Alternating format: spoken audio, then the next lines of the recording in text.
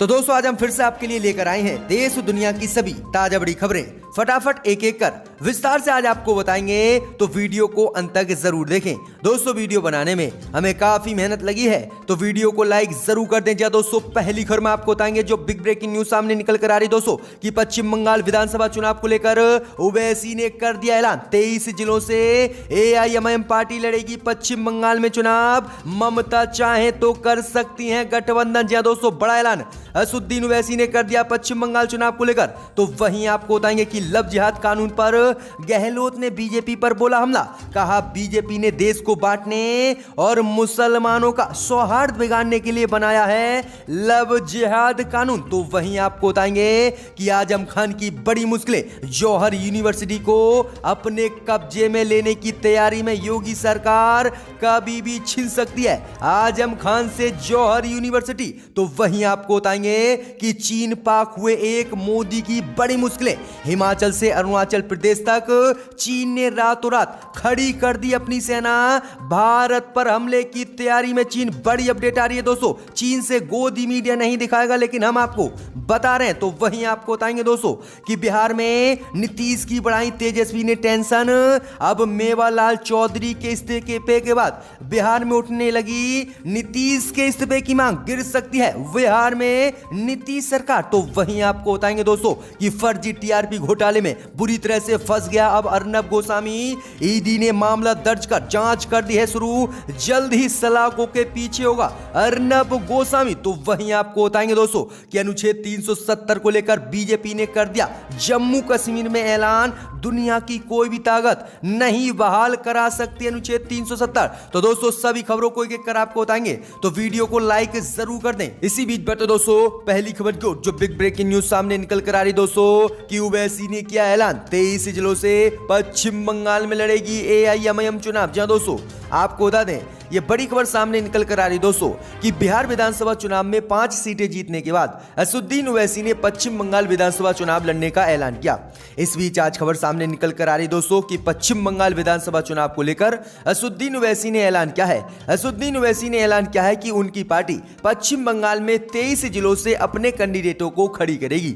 इसी बीच असदुद्दीन ओवैसी ने यह भी कहा है कि अगर ममता बनर्जी चाहें तो एआईएमआईएम पार्टी उनकी पार्टी टीएमसी से गठबंधन करने के लिए तैयार है। असदुद्दीन ओवैसी ने कहा है कि ममता बनर्जी अगर एआईएमआईएम से गठबंधन करती हैं तो पश्चिम बंगाल में बीजेपी को आसानी से हराया जा सकता है। इस बीच असदुद्दीन ओवैसी ने कहा है कि हम पश्चिम बंगाल में 23 जिलों में अपने कैंडिडेटों को खड़े करेंगे और 23 जिलों से ही हम चुनाव लड़ेंगे। तो यह बड़ी अपडेट आ रही है कि असदुद्दीन ओवैसी ने 23 जिलों से चुनाव लड़ने का ऐलान कर दिया है। जी दोस्तों ये बड़ी अपडेट है। बिहार के बाद अब ओवैसी का झंडा पश्चिम बंगाल में भी लहराने वाला है। इसी बीच पर तो दोस्तों अगली खबर क्यों, तो बीजेपी के लव जिहाद कानून को लेकर भड़के गहलोत। कहा बीजेपी ने देश को बांटने और सांप्रदायिक सौहार्द बिगाड़ने के लिए बनाया है लव जिहाद कानून। जी दोस्तों आपको बता दें ये बड़ी खबर सामने निकल कर आ रही दोस्तों कि बीजेपी के लव जिहाद कानून को लेकर राजस्थान के मुख्यमंत्री अशोक गहलोत ने भारतीय जनता पार्टी पर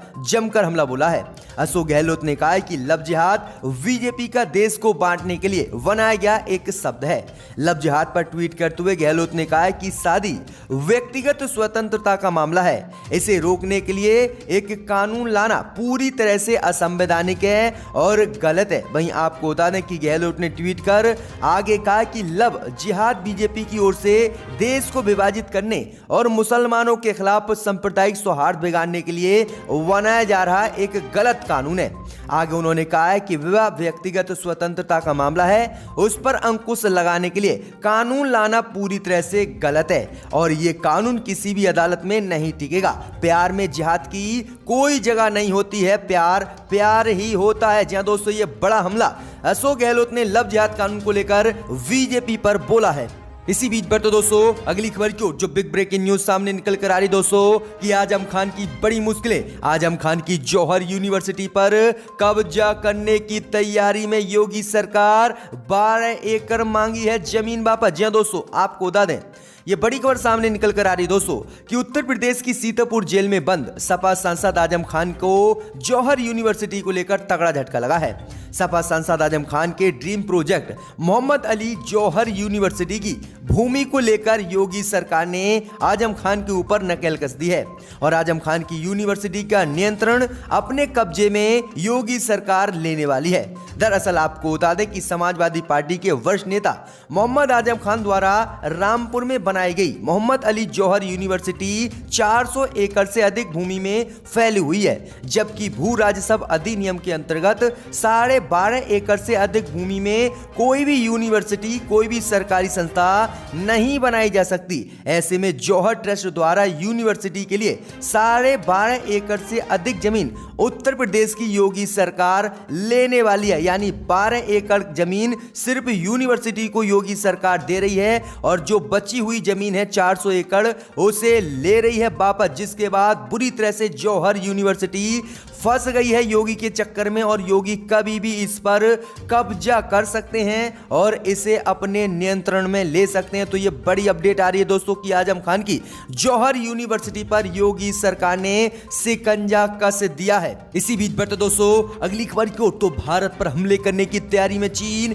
हिमाचल से अरुणाचल प्रदेश तक लगा दी है। रातों रात चीन ने अपनी सेना मोदी की, बढ़ गई है मुश्किलें। जी दोस्तों आपको बता दें ये बड़ी खबर सामने निकल कर आ रही दोस्तों कि पूर्वी लद्दाख में भारतीय सरजमी पर नजरें गड़ाए बैठे चीन ने अब भारत के खिलाफ दूसरा मोर्चा खोल दिया है। जी दोस्तों आपको बता दें कि चीन की सेना PLA ने भारत के हिमाचल प्रदेश, सिक्किम और अरुणाचल प्रदेश की सीमा के पास अपनी सैन्य तैनाती को गुपचुप तरीके से काफी बढ़ा दिया है। बिना किसी को बताए चीन ने यहां अपने सैनिकों की संख्या एकदम बढ़ा दी है, जिसका खुलासा सैटेलाइट इमेज से हुआ है और मोदी सरकार की नींद हराम हो गई है। यही नहीं, चीन ने सैन्य आधारभूत ढांचे को भी बहुत तेजी से विकसित कर दिया है। चीन ने सतह से हवा में मार करने वाली मिसाइल और ड्रोन विमानों की भी तैनाती बढ़ा दी है, लेकिन मोदी सरकार को कुछ भी पता नहीं है। जब दोस्तों आपको बता दें कि एक तरफ पाकिस्तान भारत के सीमा पर हमले कर करके हमारे फौजियों को मार रहा है और दूसरी तरफ चीन ने यह बड़ा काम किया है और कभी भी चीन सिक्किम अरुणाचल प्रदेश में घुस सकता है। तो ये बड़ी अपडेट आ रही दोस्तों की हिमाचल से लेकर अरुणाचल प्रदेश तक चीन ने अपनी सेना गुपचुप तरीके से रातों रात लगा दी है और घुसने की भारत में तैयारी कर रहा है चीन। तो ये बड़ी अपडेट आ रही दोस्तों, बिग ब्रेकिंग न्यूज गोदी मीडिया आपको नहीं दिखाएगा। इसी बीच बढ़ते दोस्तों अगली खबर की ओर, तो बिहार में तेजस्वी ने बढ़ाई नीतीश की टेंशन। मेवालाल चौधरी के इस्तीफे को तेजस्वी ने बताया नाटक, कहा नीतीश का इस्तीफा है सबसे पहले जरूरी। जी दोस्तों आपको बता दें ये बड़ी खबर सामने निकल कर आ रही दोस्तों कि इन दिनों बिहार में नीतीश कुमार की नई सरकार में इस्तीफे का दौर शुरू हो गया है। नीतीश कुमार ने भ्रष्टाचार के आरोप झेल चुके मेवालाल चौधरी को शिक्षा मंत्री पद से हटा दिया है और उन्होंने अपना इस्तीफा दे दिया है। इसी बीच आपको बता दें कि राजद नेता तेजस्वी यादव ने मेवालाल चौधरी के इस्तीफे को नाटक करार दिया है और उन्होंने कहा है कि आप थक चुके हो, इसलिए आपकी सोचने समझने की शक्ति खत्म हो गई है। जानबूझकर भ्रष्टाचारी मंत्री बनाए जा रहे हैं और पदभार ग्रहण कराया जा रहा है और घंटों बाद इनसे इस्तीफा लिया जा रहा है और नाटक बिहार में रचाया जा रहा है। आगे तेजस्वी यादव ने कहा कि असली गुनहगार नीतीश कुमार हैं, आपके मंत्री क्यों बना रहे हो जो ऐसे नेता भ्रष्टाचारी हैं। आगे तेजस्वी यादव ने कहा कि ये तो सिर्फ अभी झांकी है, पूरी कैबिनेट बाकी है, एक एक कर हम सारे भ्रष्टाचारियों का इस्तीफा लेंगे, यहां तक कि आपको भी इस्तीफा देना पड़ेगा। तो ये बड़ा ऐलान तेजस्वी यादव ने बिहार में कर दिया है। इसी बीच बढ़ते दोस्तों अगली खबर की ओर, तो दीपावली ने पूरे देश में बढ़ाया कोरोना, मोदी की बड़ी मुश्किलें लग सकता है देश में लॉकडाउन। जी दोस्तों आपको बता दें ये बड़ी खबर सामने निकल कर आ रही दोस्तों कि दीपावली के त्योहार को जिस तरह से मनाएगा उसके बाद लगातार पूरे देश में कोरोना महामारी बहुत तेजी से फैली। दिल्ली में तो 24 घंटे में 114 लोगों की मौत कोरोना महामारी से होने लगी और 10-20 हजार केस ओनली दिल्ली में ही आने लगे। इसी बीच खबर सामने निकल कर आ रही कि कोरोना बेकाबू होता फिर से भारत में दिख रहा है और इसी को लेकर कई राज्य सरकार और मोदी सरकार चिंतित है। इसी को लेकर खबर सामने निकल कर आ रही दोस्तों कि किन किन राज्यों में दोबारा से लॉकडाउन आज या कल में लगने वाला है वो आपको बता दें।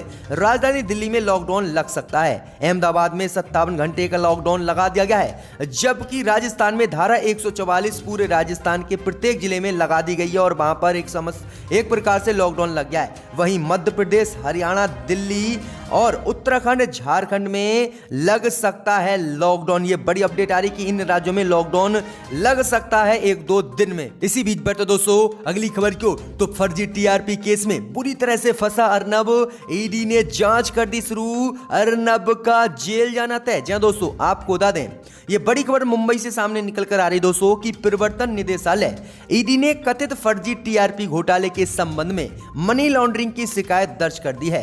अधिकारी सूत्रों के अनुसार जानकारी दी गई है कि टीआरपी घोटाले में पैसे के लेन देन के जरिए टीआरपी हासिल करने के आरोपियों से जांच की जाएगी। इसी लेकर ईडी ने शिकायत भी दर्ज कर ली है। टीआरपी घोटाले की जांच मुंबई पुलिस कर रही है और इसी को लेकर अर्नब गोस्वामी के चैनल रिपब्लिक टीवी का भी फर्जी टीआरपी घोटाले में नाम है। वहीं बताया जा रहा है कि अर्नब गोस्वामी को कल पूछताछ के लिए बुलाया जाएगा और इसमें अर्नब गोस्वामी का नाम है और उनके टीवी चैनल रिपब्लिक टीवी का भी नाम है और उनको जेल जाना बिल्कुल तय है। तो ये बड़ी अपडेट आ रही दोस्तों कि टीआरपी घोटाले में मुंबई पुलिस और ईडी ने जांच करना शुरू कर दिया है और पूरी तरह से अर्नब गोस्वामी फंस गया है। तो ये बड़ी अपडेट आ रही है दोस्तों। इसी बीच बढ़ते दोस्तों अगली खबर क्यों, तो अनुच्छेद 370 को लेकर बीजेपी ने किया ऐलान, दुनिया की कोई भी ताकत बहाल नहीं करा सकती अनुच्छेद 370। जी दोस्तों आपको बता दें,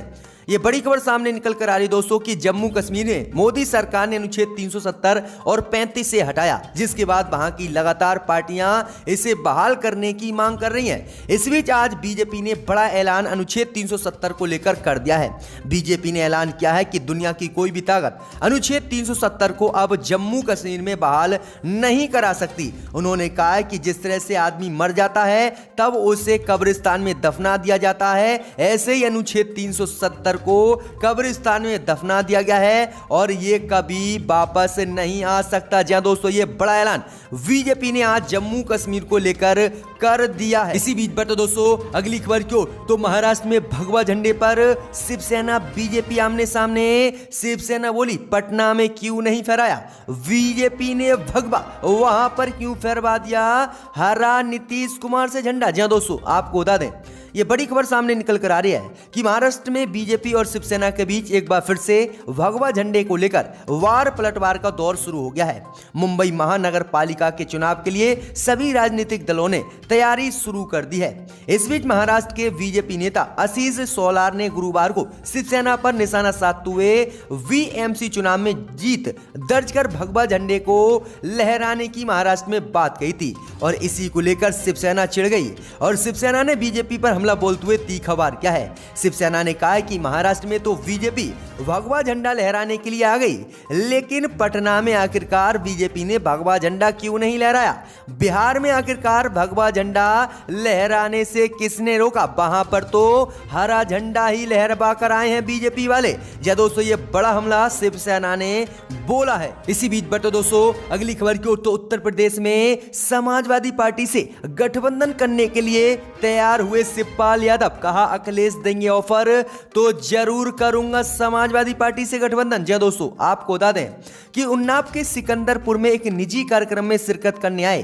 प्रगतिशील समाजवादी पार्टी के राष्ट्रीय अध्यक्ष शिवपाल यादव ने उत्तर प्रदेश विधानसभा चुनाव में समाजवादी पार्टी से गठबंधन करने का ऐलान कर दिया है। जी दोस्तों आपको बता दें कि शिवपाल यादव ने कहा कि अखिलेश यादव अगर उन्हें गठबंधन का ऑफर उत्तर प्रदेश विधानसभा 2021 के चुनाव में देते हैं तो वह जरूर अपनाएंगे और समाजवादी पार्टी के साथ जरूर गठबंधन करेंगे। जी दोस्तों ये बड़ा ऐलान शिवपाल यादव ने कर दिया है। वहीं आपको बता दें कि पिछले दिनों जब शिवपाल यादव से गठबंधन को लेकर पूछा गया था तब उन्होंने गोलमोल जवाब दिया था और स्पष्ट जवाब नहीं दिया था, लेकिन आज शिवपाल यादव ने ऐलान कर दिया है कि अगर अखिलेश यादव हमें ऑफर देंगे तो जरूर उनकी पार्टी से हम गठबंधन करेंगे। इसी बीच बढ़ते दोस्तों अगली खबर की ओर, तो मनरेगा मजदूरों को लेकर राहुल का मोदी पर हमला।